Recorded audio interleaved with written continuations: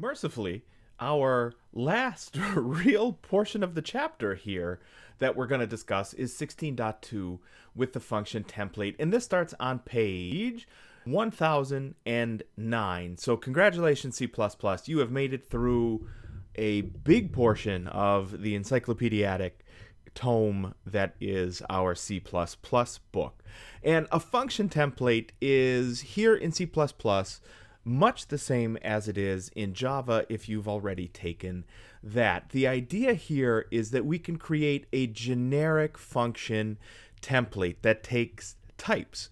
Instead of data types, so primitive data types or strings, it takes just a T, which is a reference for type. And based on the parameters that are being passed, C++ actually creates a function based on those parameters that can do the work that you pass along.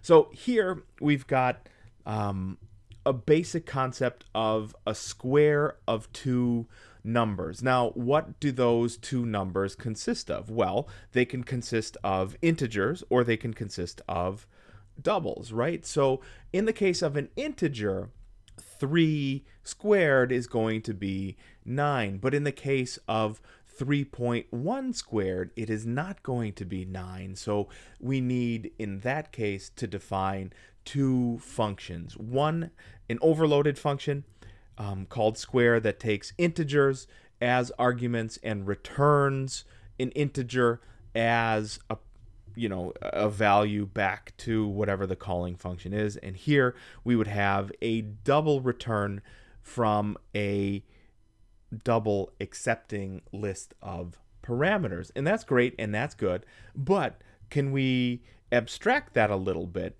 and just make a function template? And the answer is, you betcha, we can do that. So here we have template and then class T. So this is going to be what we are referring to here. So T from our class name, square, so that's the name of our function here, takes a template, or a type rather. It takes a type, and that type we're going to call number, and we're simply going to return number times number. So that's the square of something. So essentially what we're saying is, let's create a template, and we're going to call it class T. That T is going to have a function called square, and it's going to receive something, and we're going to call that something a number, and we're going to return that something as number times number.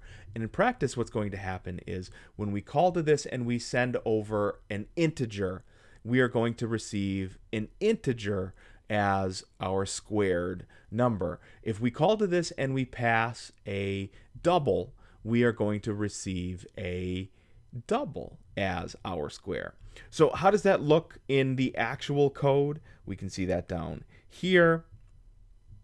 There is the template for our function. You can see, again, it's exactly the same bit of code that we had seen before. Down here in our code, you can see we have an integer and we have a double declared. So here, when we call to square, which, remember, square is here part of our template, and we pass it user int, we are going to get the correct return for an int.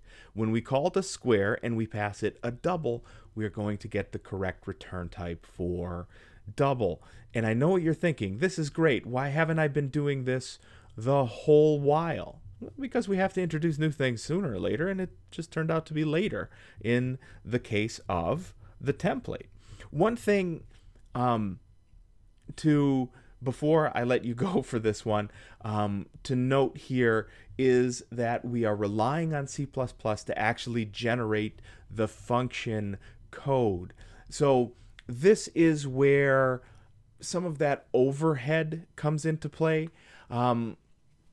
We don't really get an opportunity with Replit to show how much slower this can be.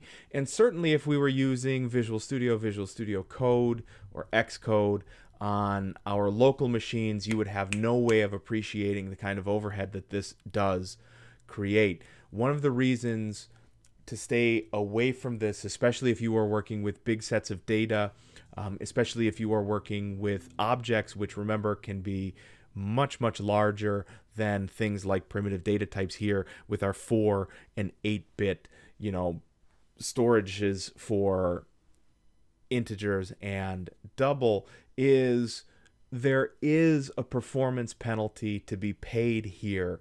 So it's all well and good until you're really relying on C++ to automatically generate code that may or may not be optimized, that may or may not be able to deal with issues, that may or may not have side effects that you weren't expecting.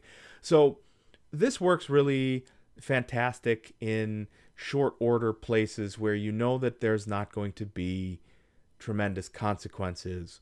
So don't go using this as a one-size-fit-all solution to, using a function template for everything because C++ is always going to take care of it for me. That might not be the case.